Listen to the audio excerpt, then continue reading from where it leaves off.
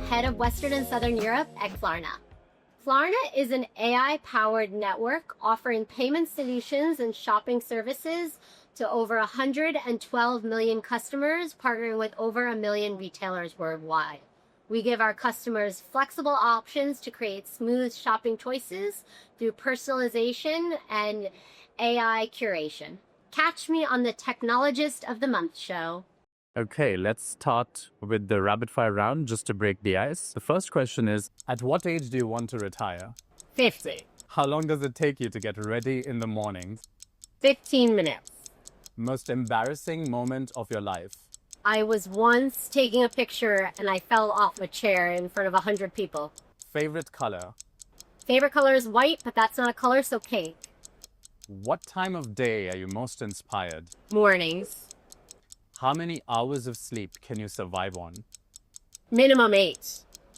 The city in which the best kiss of your life happened? Paris.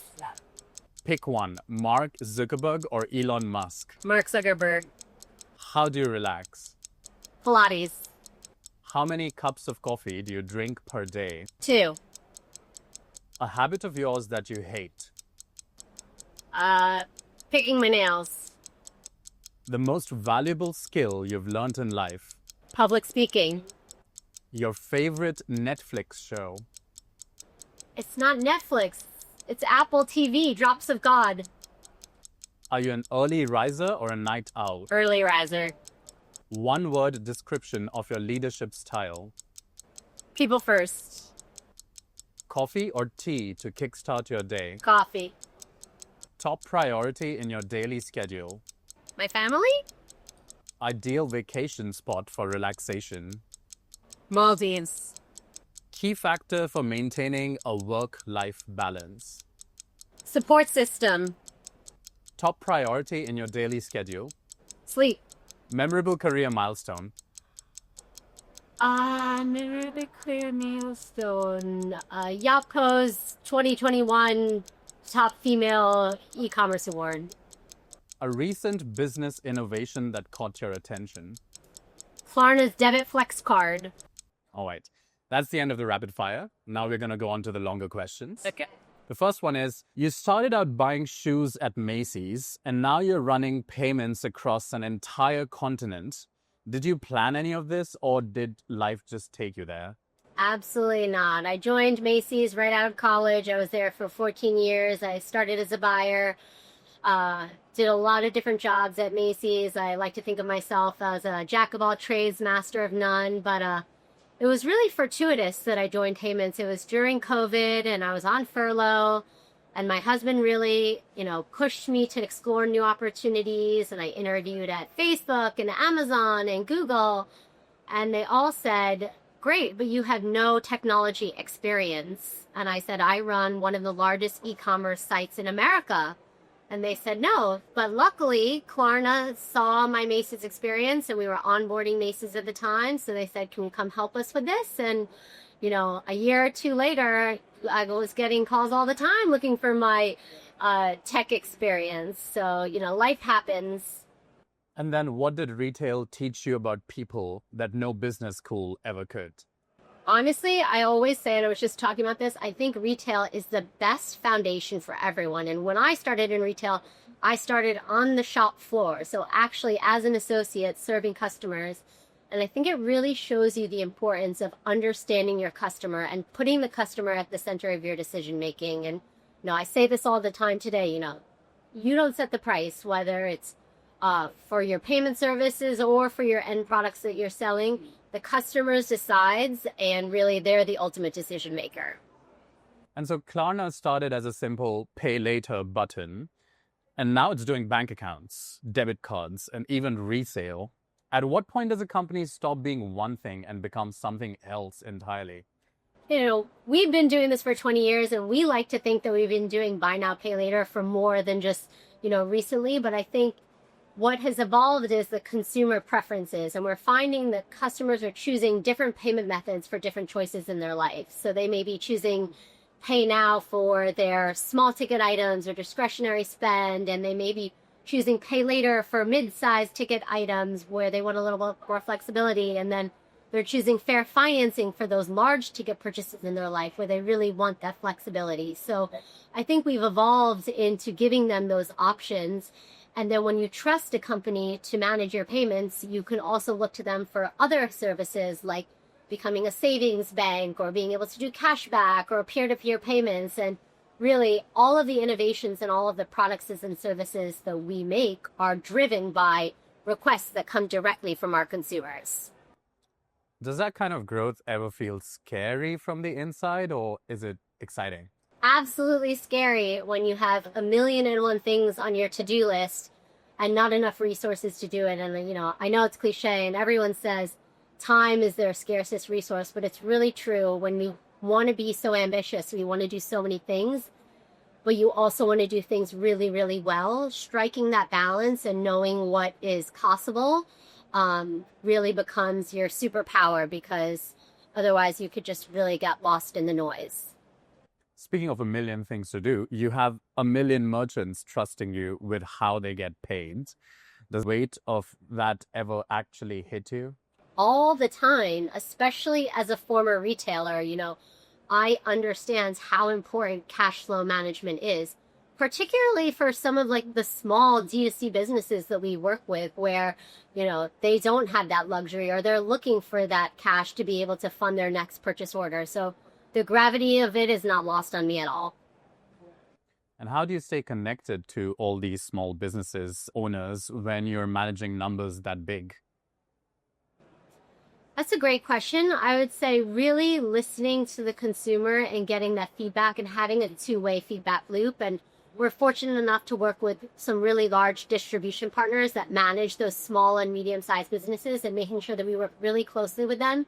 So when they're dialing into their customer service, that information is getting back to us so we can really continuously improve our products. Governments are now writing laws specifically about buy now, pay later. What's it like working in an industry that moved so fast, regulators had to literally chase it? I think in some ways, innovation is always going to be faster than regulation. But like I said, we're a fully licensed bank. We're selling regulated products. We've been doing this for a long time. We have the infrastructure in place. We really invest in compliance infrastructure, and we do it ahead of it being a requirement. Today we're in the Netherlands, and a hot topic is making sure that you're not selling to underage consumers. And, we've been doing double identity verification on consumers back in 2025, not because we knew regulation was coming and because we would have to do it, but actually because we think it's the right thing to do to protect the younger generation of shoppers. And it's actually really core to our brand to be able to make sure that customers trust us and we are protecting that next generation. So the regulations debate, particularly in Europe, is spread across various industries. Do you think regulations protect people or just slow down something that was already helping them? I think regulation should be outcome-based, meaning the question you want to ask yourself is this good for the consumer? Not, is the provider checking off a 47-step process? That's going to lead to safer outcomes that benefit all. You're building teams where AI handles a lot of the work so humans can focus on what matters. But how much of a relationship-driven job can a machine actually do? That is a great question. And I never really used to consider myself a salesperson really until AI. And now you look at AI and you say, relationship management is one thing that AI won't be able to replace. So I really have leaned into that skill and into that part of my role.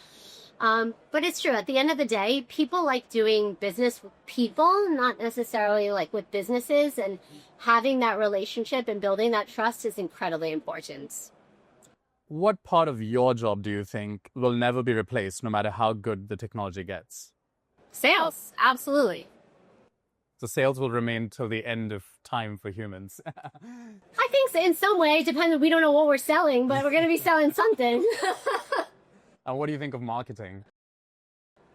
Marketing, I still think it's important to have someone who's setting that creative vision and that creative direction. AI is tremendously helpful in terms of asset creation and content creation. But at the end of the day, it is an agent. It is a co-pilot. It still needs someone to steer the ship and to make sure that, everyone says this. AI is only as good as the prompt that you're giving it, right? So you still need someone to set that direction. Every company is screaming for attention today. How has Klarna actually managed to cut through all of that and become a brand people genuinely recognize? Creating a consumer-facing brand is a big part of our DNA. And yes, we do celebrity campaigns with A$AP Rocky and Snoop Dogg and Lady Gaga and Shaquille O'Neal. And, those are all really cool to talk about. But the campaigns that I think really garner that trust and build that authenticity are these bespoke campaigns we do with specific audiences. So if I take sneakerheads, for example, we did this really cool campaign where, sneakers come out and the bots buy all the sneakers. So a customer literally had to put their thumbprint to their phone to prove that they're a heartbeat for sneakers. And I think when you do those kinds of campaigns, people think like, wow, that's really cool. That's really different for a payments company. And that's really speaking to them. And I think that's what sets us apart from a lot of other payments companies. Like when we throw a physical event, we actually see a line of young people queuing around the block. And I think, other than American Express at Wimbledon, you don't really see that these days. So what's the most counterintuitive thing you've learned about grabbing people's attention? Talk less, say more. Klarna's real power is that everyday consumers already love it. How do you walk into a boardroom with a big retailer and use that to your advantage?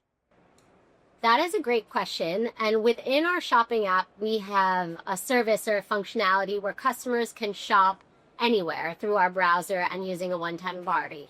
And when we walk into a retailer and say to someone, we actually have millions of transactions that we're processing for you already and you don't even know it, that is like mind blowing. It's definitely that aha moment where a CEO or a CRO is like, wait, what do you mean you can use Klarna already on our site? And that really, I think, that demand really speaks volumes for the fact that customers are going to figure out how to pay how they want to pay. And what do most companies get wrong about turning customer loyalty into a sales tool? I think they're always looking at CAC, and obviously that's a really important measure, but ultimately it's about that customer lifetime value and really making sure that you're measuring that. You're also on the board of Souls for Souls, turning donated shoes into opportunity for people in poverty. In a world full of performative corporate charity, why does this one actually mean something to you? Yeah, this is an organization I'm super proud to be a part of because I've been part of other organizations. And this is really a working board. So we're going to go to Guatemala this summer. And not only are we going to listen to financial reports and committee updates, but we're actually going to go out and we're going to meet the micro entrepreneurs and we're going to put shoes on homeless children. And seeing that impact firsthand is just so meaningful. What do you wish more people in power truly understood about what real giving looks like? I think putting their shoes, themselves in their customers' shoes and trying to see someone else's perspective. So now to change track a bit, what does your typical day look like? You wake up in the morning and then? There is no typical day. I would say it depends which country I wake up in. But if I could, it would be Pilates, coffee, emails, and then meet with my customers and meet with my team. How long is your Pilates session? 50 minutes. Wow. And do you go to a class or Yes. is it? I go to a class, 2 different studios that are equidistant from my house. I can make it there and back within 7 minutes. And what kind of talent is Klarna looking to hire in today's job market? Super agile people who are willing to do hard things and put themselves into uncomfortable situations. And I love to be able to see the irregular career path that people take because we're not necessarily looking for skill set. We're looking for ambition and drive and grit. So you've worked across America and now Europe, managing markets that are completely different from each other. What do people get most wrong when they assume humans are basically the same everywhere? Yeah, that was me. I was that naive American and said, Spain and Portugal, they're right next door. Surely they're the same, right? But luckily, I had a really strong team around me who was able to educate me and inform me about the cultural differences and customer preferences in markets. And it's shocking how different they can be. And how about Europe? Is there something about European consumers that still surprises you even now? European consumers or European partners? I would say the French are probably one of the most interesting bunch, and it's really so relationship driven and really spending time to get to know each other and to build that trust and to talk about where you're going on holiday. Those are the things that actually matter. And then the business comes afterwards. So awards, big stages, global recognition, strip all of that away. What actually drives you when nobody's watching? The people. You mean, I used to be a retailer. Now I sell payments. I'd say I never imagined that I would be a payments expert by any means. But what I really love is seeing people accomplish really challenging things, go on to be successful, even leaving Klarna and go on starting their own companies. Like, I love to really see career development and people doing amazing things. And what does failure look like for you, and how do you process it? I always say it's fine to make a mistake as long as you learn from that mistake. So not making the same mistake twice and actually reflecting on what you could have done differently and then changing your behavior for the next time. What would you tell yourself at the very start of your career if you could go back? Don't take yourself so seriously. I used to be so nervous, used to think about everything I used to say beforehand, used to be that person that didn't think my opinion mattered, particularly like when you're young and you think that you don't have that experience. But really, like, that's what people are looking for. We want that perspective and that viewpoint because, you are the consumer and we want that to have that perspective. So the last question for you is of a personal kind. What would you be doing in your life if not this? I would love to be a food critic and just, like in Julia Roberts, that movie, and go around and try food and rate it and then let them know that I was the critic. And I think that would be so fun. So have you seen Ratatouille as well? Yes, of course, exactly.